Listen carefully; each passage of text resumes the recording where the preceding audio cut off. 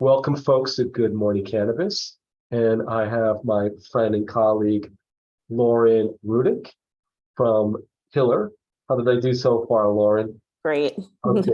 And Lauren is an attorney and's been in this space for a while. And I asked her to come on and kind of speak to us about a very important topic that I know she's passionate about regarding cannabis.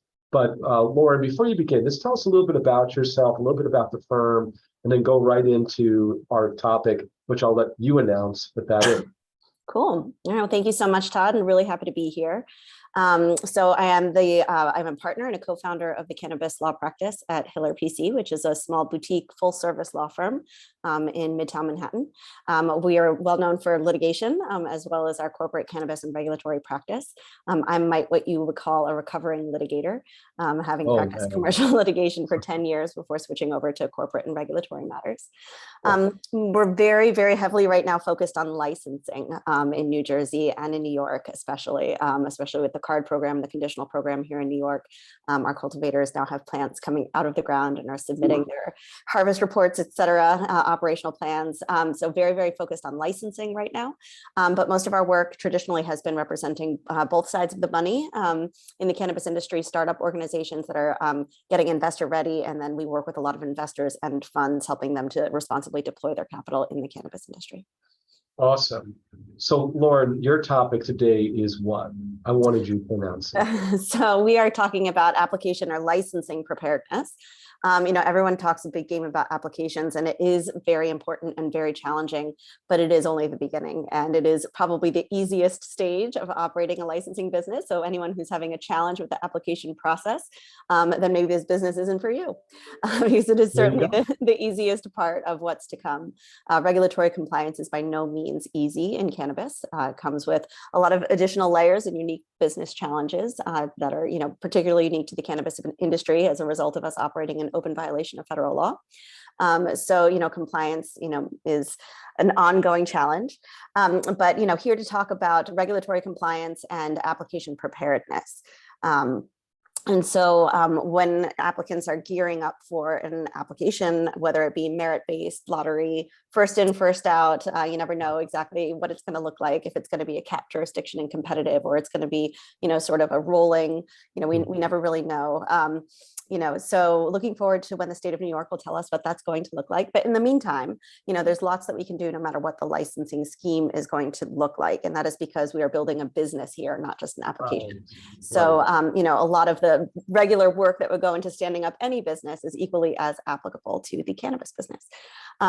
We organize this preparedness into 4 primary buckets. The first bucket is the team. Who is going to step up to the plate here and submit for an application? Who are your owners, your principals, your managers? Who is going to be in charge of making decisions on a day-to-day basis from a high-level perspective? Who are your advisors? Who are your investors? It's time to put the team together. So that is first and foremost. Who is actually growing the plants? Does anyone actually have any experience selling cannabis?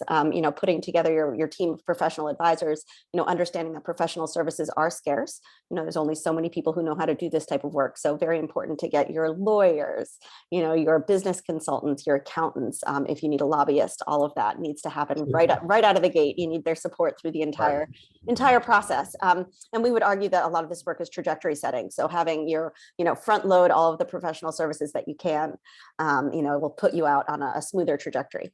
Sure. Because there's going to be so many hurdles. So building the team, and then of course, developing and executing on a finance strategy. How much money do you have? How much money do you need? How much money of the company or how much equity of the company are you willing to give away? Are you borrowing money? Are you raising capital, on an equity investment? What does that look like? So very important to develop and then of course, execute on that finance strategy. A third area is your real estate. Licenses are location specific. A little bit of a unique scenario with the New York card program, the conditional adult use retail dispensaries, in as much as the state had committed to providing some location support to those dispensary applicants. We have yet to really understand the full scope of that support, when it's coming, how much is coming. But traditionally, licenses are location specific. You can't get a final license to operate without one. You might be able to get some sort of conditional or provisional license, like we saw a conditional conditional license in New Jersey Yeah. for very specific types of applicants who are eligible to apply without site control. And it's possible New York could do that. But no question, you're going to need a location before you start to operate.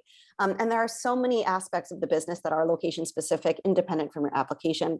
You know, your workforce development, the flow of product, the flow of cash, you know, how your consumers, how the product moves throughout the facility, all of that is location specific. So the sooner you can lock that in, the sooner you can start preparing those plans, which you're going to have to submit for a final license usually.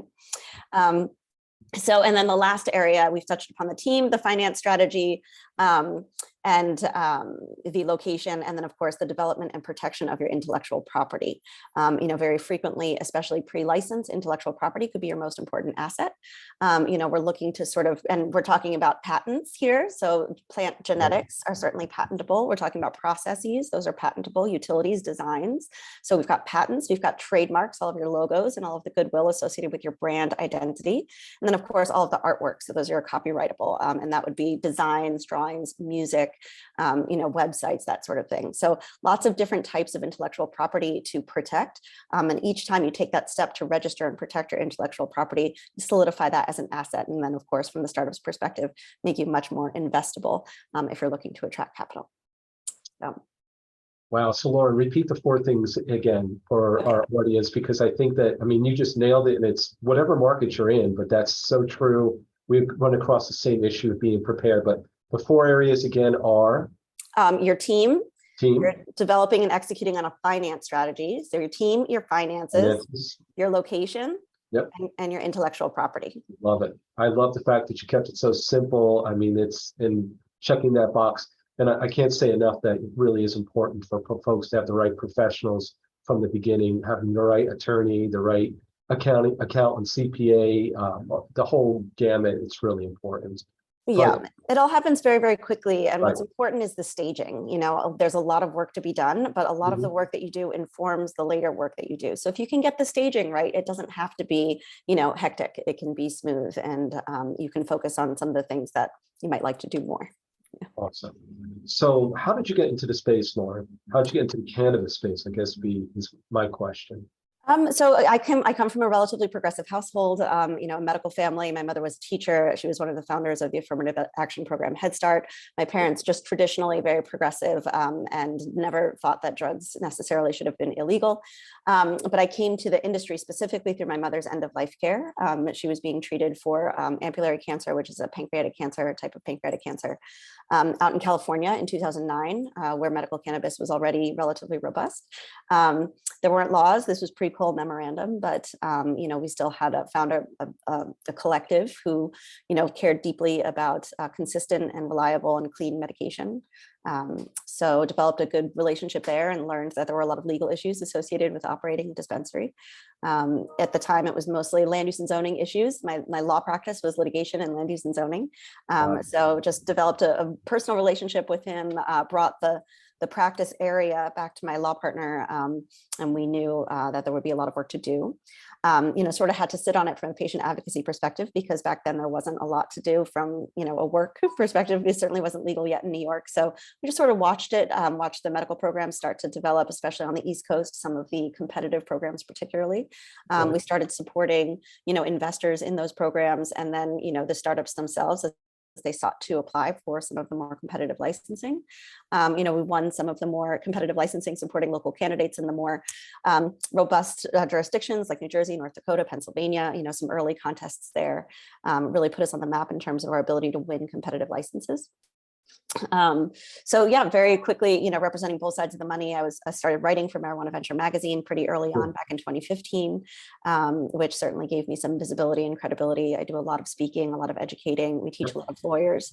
I sit on the board of directors for the International Cannabis Bar Association. I've been serving as their treasurer for the past 4 years. I'm just going into my 3rd term now. I'm also on the board of directors for a private company, a B Corp, called Breeders Best, which is a record label style producer of unique cannabis genetics. So, you know, protecting breeders' IP. If any breeders have, you know, something very special and unique, bring it to us. We'd love to help you commercialize and protect it. So yeah, I feel like this work is just beginning. You know, I'm super Yeah, excited for New York. yes. So if people want to get in touch with you, what's the best way for them to reach out to you? Yeah, through the firm. You know, you can just call the firm, email the firm.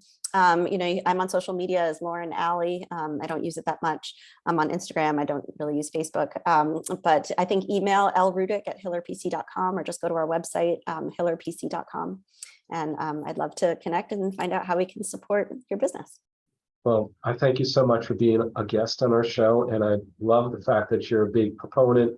I love the plant. People know that. And I want to see the whole East Coast turn green. For So sure. hopefully working together with experts like you, that will happen.